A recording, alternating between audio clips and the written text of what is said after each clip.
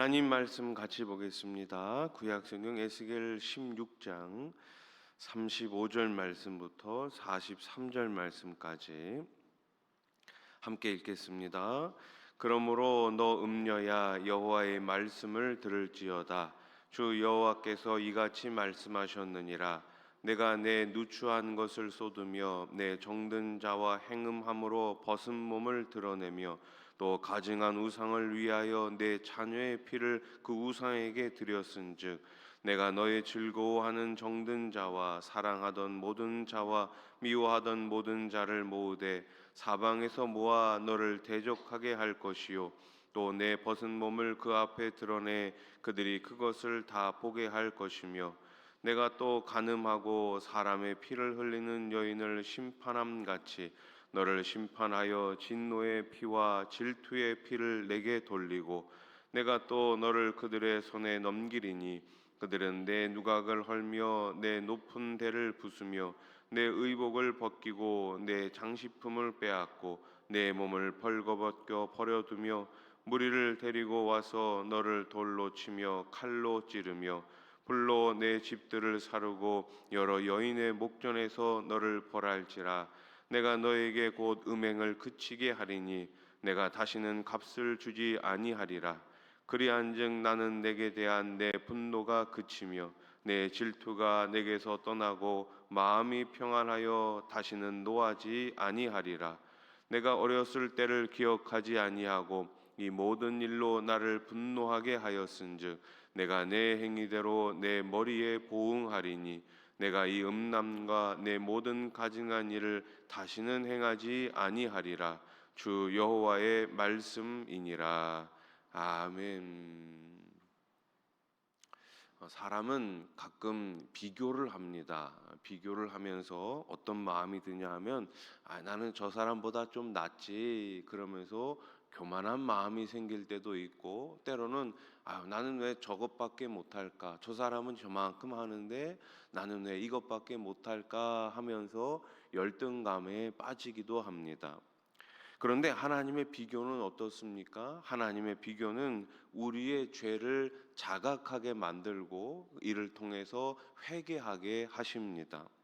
본문에서 하나님은 예루살렘의 죄를 소돔과 사마리아의 죄와 비교하십니다. 이를 통해 예루살렘이 얼마나 깊은 타락에 빠졌는지를 깨닫게 해 주십니다. 예루살렘은 본래 버림받은 존재였지만 하나님의 언약과 사랑으로 왕후의 지위로 높임을 받게 돼요. 그러나 교만에 빠진 그녀는 하나님이 주신 그 아름다움으로 하나님께 영광을 돌리는 것이 아니라 하나님께서 주신 그 아름다움으로 오히려 음행에 빠지고 말았습니다. 이에 하나님은 예루살렘을 왕후가 아니라 이제는 음녀로 부르시지요.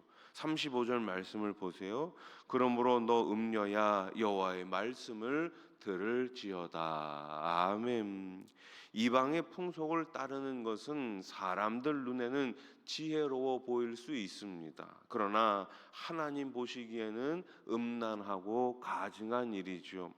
성도의 기준은 그래서 언제나 세상의 기준이 아니라 하나님의 말씀이어야 할 줄로 믿습니다. 자녀까지 우상에게 바치는 예루살렘의 죄는 드디어 도를 넘었습니다. 넘지 말아야 할 선을 넘은 거예요. 하나님은 사방에서 대적을 모아 그 손에 예루살렘을 넘기시고 죄의 터전을 불로 사르겠다고 선언하십니다. 41절 말씀을 보세요. 불로 내 집들을 사르고 여러 여인의 목전에서 너를 벌할지라. 내가 너에게 곧 음행을 그치게 하리니 내가 다시는 값을 주지 아니하리라. 아멘. 이는 단순한 파괴가 아닙니다. 더 이상 음행하지 못하도록 죄의 길목을 차단하는 처방적 심판입니다. 하나님은 때로 우리를 죄에서 돌이키시기 위해 고통스러운 길을 선택하게 하십니다.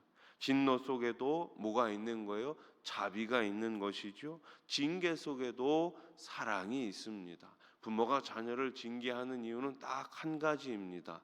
잘못했기 때문에. 그 길로 가면 망하기 때문에 다시는 그 길로 가지 않도록 자녀들에게 벌을 내리고 징계하는 것이 아니겠습니까? 결과적으로는 잘 되기를 바라기 때문에 징계를 하는 거예요. 죄로 이어지는 길을 우리 스스로, 나 스스로 끊을 수 없다면 어떻게 해야 됩니까? 하나님께서 끊어주시는 것이 오히려 복이 아니겠습니까? 길이 아니면 가면 안 됩니다. 그런데 그 길로 계속 내가 간다면, 내가 그 길로 가는 것을 멈추지 못한다면 하나님께서 멈춰 주시는 거예요. 그것이 바로 복인 줄로 믿으시기 바랍니다. 예루살렘을 향한 하나님의 진노가 배신당한 남편의 분노처럼 묘사됩니다. 하나님은 예루살렘을 향해 진노를 쏟으신 후에 질투가 떠나가고 마음이 평안해질 것을 표현합니다. 42절 말씀 보세요. 같이 읽어볼까요? 시작.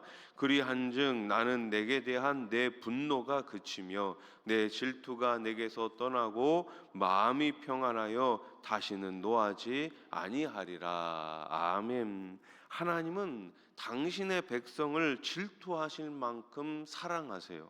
그래서 그들이 우상을 따랐을 때 하나님은 침묵하지 않으셨습니다. 하나님의 사랑이 배신당했을 때 심판은 피할 수가 없습니다. 그러므로 성도는 하나님만 경배의 대상으로 삼고 전심으로 하나님을 사랑해야 할 줄로 믿습니다. 마음과 힘과 뜻을 다해 주 너의 하나님을 뭐해라? 사랑하라. 따라해 보십시오. 사랑하라. 그렇습니다. 우리의 사랑의 대상에 가장 우선은 하나님이신 줄로 믿으시기 바랍니다. 하나님은 속담을 인용해 예루살렘을 책망하세요. 어머니가 그러하면 딸도 그러하다라는 속담처럼 예루살렘은 이방을 따르는 죄의 딸로 드러냅니다. 하나님의 은혜와 보살핌 속에서 언약을 맺고 왕후의 자리까지 올라갔지만 음란한 죄성은 버리지 못한 거예요. 사람의 죄성은 환경이나 지식으로 쉽게 바뀌지 않습니다. 하나님만이 사람을 바꾸실 수 있습니다. 하나님만이 인간을 변화시키실 수 있습니다. 아무리 바뀌지 않을 것 같던 사람도 하나님께 붙들리면 반드시 변화가 일어납니다.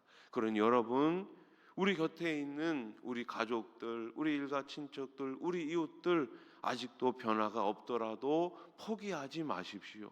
사람이 변화시키는 것이 아니라 하나님께서 언젠가 변화시켜 줄 줄로 믿으시기 바랍니다.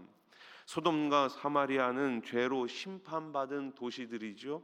하나님은 예루살렘이 그런데 그들보다 더 가증한 일을 많이 했다고 책망하세요. 소돔과 사마리아가 오히려 더 의롭게 보인다고 말씀합니다. 하나님은 비교를 통해 예루살렘의 죄가 얼마나 무겁고 심각한지를 일깨우십니다. 은혜가 큰 만큼 책임도 그만큼 크다는 것을 우리는 잊으면 안 됩니다. 성도는 하나님의 마음을 슬프게 하지 않도록 늘 깨어 있어야 하며 하나님의 비교를 경고의 메시지로 받아들여야 하는 것입니다. 왕위에서 음료로 떨어진 예루살렘의 모습은 은혜를 잊은 자의 말로가 얼마나 처참한지를 보여줍니다. 하나님께서 그렇게 은혜를 부어주셨는데, 지난주 설교에서도 말씀드렸다시피 하나님께서는 땅을 파고 돌을 제하고 극상품 포도나무, 최고의 포도나무를 심으셨는데 이스라엘은 아무런 열매를 맺지 못하고 오히려 하나님을 배반하고 우상 앞에 하나님께 받은 모든 것을 다 갖다 바친 거예요. 하나님의 은혜를 저버린 이스라엘은 준엄한 심판을 받았고 마침내 멸망과 수치, 조롱의 대상이 되어버리고 말았습니다. 우리는 이러한 죄의 결과를 깨닫고 죄를 멀리하고 언제나 회개와 순종의 길로 가야 할 줄로 믿습니다. 우리를 위해 형벌을 감당하신 예수님의 그 십자가 은혜와 그 십자가 사랑을 잊지 마시고 매일매일 하나님 보시기에 거룩한 삶을 살아가시는 저와 여러분, 우리 수원아산교회가 되기를 우리 주님의 이름으로 축원합니다. 기도드리겠습니다. 하나님 아버지, 받은 은혜가 너무나 많은데 우리는 때로 그 받은 은혜를 족한 줄로 여기지 못하고 오히려 그 은혜를 망각하며 살고 있지는 않았습니까? 하나님 아버지, 오늘 이 새벽에 다시금 말씀을 통해 다시금 은혜 가운데 있게 해 주시옵소서. 은혜를 잊지 않게 하시고 은혜를 기억하면서 이 은혜를 흘려보내는 믿음의 사람들 다 되게 해 주시옵소서. 하나님 아버지, 우리 수원아산교회 지난 여름 사역을 잘 마치게 해주시니 감사합니다. 오늘부터 한 주간 필리핀 우리 조이풀 크리스찬 스쿨을 통하여서 하나님께서 주신 이 복음을 증거하기 위하여 나아갑니다. 오가는 길을 지켜주시고 준비된 모든 사역들이 하나님의 은혜 가운데 잘 증거되게 해 주시옵소서. 하나님 아버지, 오늘 이 새벽에도 아픈 몸을 이끌고 여러 가지 기도의 제목을 가지고